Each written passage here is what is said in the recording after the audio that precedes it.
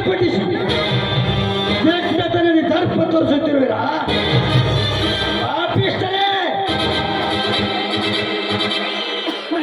ಸುರೇಂದ್ರ ಸುಮ್ಮನೆ ನಿಂತವೆ.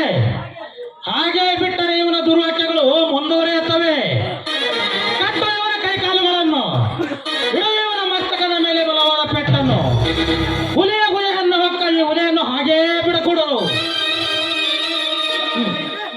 ಹುಲಿಯ ಬಾಯಿಗೆ ಸಿಗುವ ಇಲ್ಲಿಯೇ ನಾನು ಅದಕ್ಕೆ ತೋರಿಸುತ್ತಿವೆ.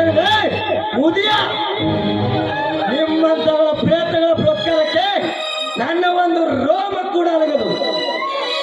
ಈ ಎರಡೂ ಕುರಿಗಳ ತಲೆಯನ್ನು ಕತ್ತರಿಸಲು ಬಂದವನು ನಾನು. ಒಪ್ಪು ಹೆಚ್ಚಾಗಿದೆ ನಿಮಗೆ, ಪಾಪು ಹೆಚ್ಚಾಗಿರೋದು ನಿಮಗೆ. ನನ್ನ ಪ್ರಶ್ನೆಗೆ ತಕ್ಕ ಪ್ರತ್ಯುತ್ತರಿಸಿಕೊರಗು. ನಾನು ಒಂದು ಹೆಜ್ಜೆ ಕೂಡ ಹಿಂದಿಡಲಾರೆ. ಏನು ನಿನ್ನ ಪ್ರಶ್ನೆ? ಯಾರೋ ನಿನ್ನ ಮಗ.